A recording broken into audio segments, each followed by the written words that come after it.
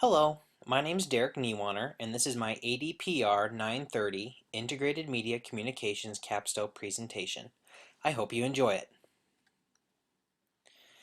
To follow the general flow of my final paper, I thought I'd start by outlining a few of my professional goals and why I felt those goals warranted me furthering my education in the IMC graduate program at UNL. And as a sort of side note, yes, those are my pearly whites in the picture to the right. First and foremost, I want to be a leader in whatever professional capacity I find myself. I think anyone who aspires to be anything in life wants to be a leader in something, but this truly was one of my leading motivations for enrolling in the IMC program. Next, I always strive to be a man of action in any task or duty that I perform. What I mean by a man of action is I don't just want to talk about what we're going to do or could do, I want to do it. Case in point, I was fortunate enough to get a graduate assistantship in the marketing and promotions department at UNL's campus recreation. This was ideal for me as I'm a very hands-on learner and I was able to supplement my learning in the classroom with my work at campus recreation. By using the theories, principles, and strategies I learned in my graduate studies in my work environment, I was better able to internalize what I was learning in the classroom.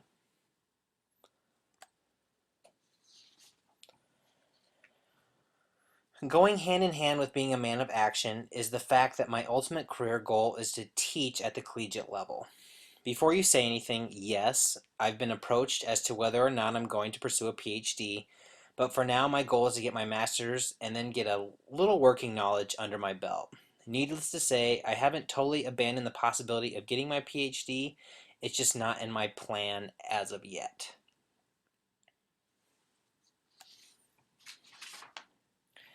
Finally, I've always described myself as a lifelong learner. I'm the person who asks the questions, I'm the one who takes the TV remote apart to see how it works. Given the fact that learning is such a major part of who I am as a person, I realize that it has kind of become a professional goal for me as well. As a communications professional, I want to continue to learn new and interesting ways to do things. By getting my graduate degree, I've just reached another step in what I envision as a ladder in this lifelong learning process. Obviously, I would be unable to cover the sheer amount of material that I learned during my time in the IMC program at UNL in a short 10-minute presentation, so instead I identified three key concepts that resonated with me the most. Not that others didn't resonate with me as well, I just found it a bit easier to write and discuss these three topics. The first was the idea of big data, which was discussed in my ADPR 834 Digital Insights and Analytics course instructed by Professor Valerie Jones.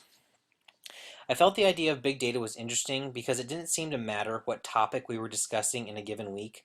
The conversation always tended to return to the big data idea. Some interesting ways that big data has been used to drive effective communications would be with Netflix, where big data was used to create their wildly successful House of Cards show. They said that in the data they found that you would expect people who are shows of Mad Men to be very big fans of the House of Cards, but they're finding that the fans of shows like The Walking Dead are actually bigger fans of House of Cards. Another example would be AT&T in its Beck Bennett commercials. Researchers, through the use of big data, were able to find a sort of checklist of things that make for successful humorous advertising, including storylines are very effective, simple outperforms complicated, and character interaction matters a lot. Next was the idea of providing context to information that is gained to draw truly useful insights from data and research. This concept was also discussed in depth in my ADPR 834 Digital Insights Analytics course with, you guessed it, Valerie Jones.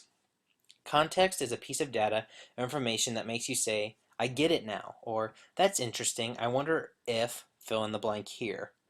Many of the courses during my undergraduate career touched on this idea, but none really drove it home quite like my Insights class. The best example I can give would be if I told you that my website got 200 unique visitors last month.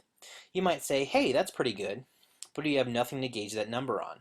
Now, if I said that my website had 400 unique visitors last month or the same time last year, you might get a little worried. With that simple cross-examination of data, I've provided context. So simple and yet so essential. Netflix gave context to its big data numbers for House of Cards by cross-referencing it with cultural norms and fads happening at the time, again providing context and providing content that its consumers wanted to consume. Finally, brand position was a concept covered in my ADPR 884 brand and branding course with Valerie Inglis that I will admit I had heard before in my undergraduate studies, but had never really spent time with until Professor Inglis's course. Basically, I was fascinated by how much truly goes into cultivating a meaningful and effective brand position, including research, insights, target market, and all of the above. One case I was able to find on the idea of brand position was with Mr. Clean, who recently went through a bit of a repositioning process. Basically, the Mr. Clean brand found that it wasn't the newest or the least expensive in the excuse me, in the cleaning product category, so it needed a different point of view that could separate it from the pack. On top of it all, Mr. Clean felt like an older brand. By listening to consumers and focusing on the Mr. Clean character himself, the brand was able to spin it from an old brand to the idea that he is the original cleaning expert, an icon of clean who has dedicated his life to help people clean faster and easier. This is very interesting stuff. Basically, he took the big data by talking to consumers, put it into context by spinning it rather than saying that it's an old brand. With that age has come wisdom and knowledge in the cleaning process, and finally they were able to reposition it.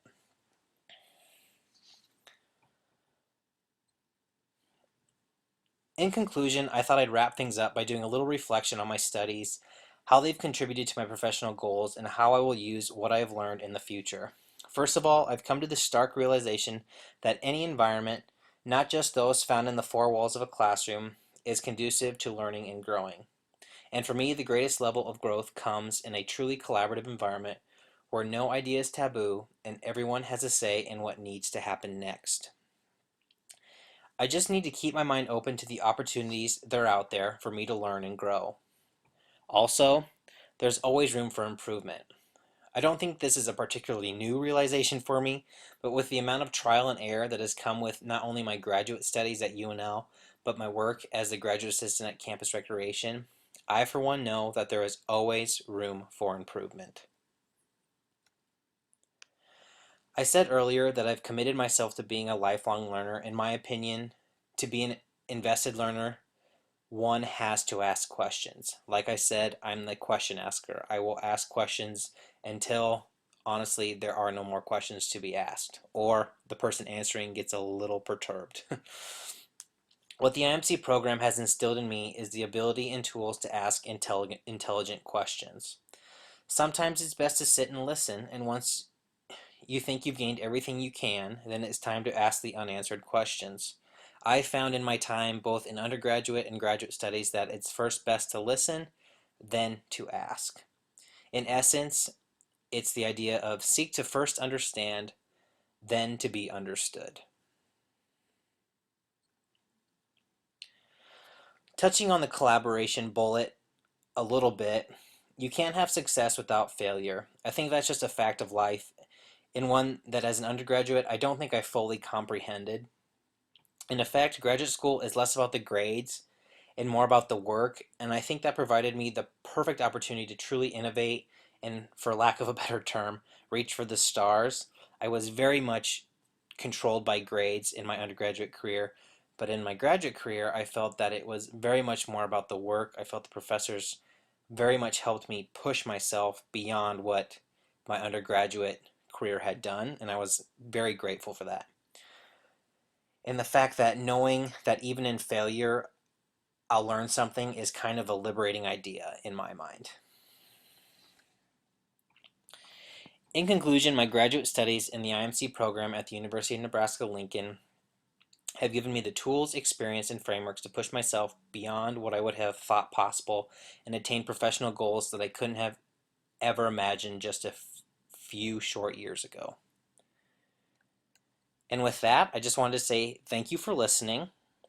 And I guess I'm not sure how this whole process works, but if you have any questions, please feel free to shoot me an email at the email address below. Thanks.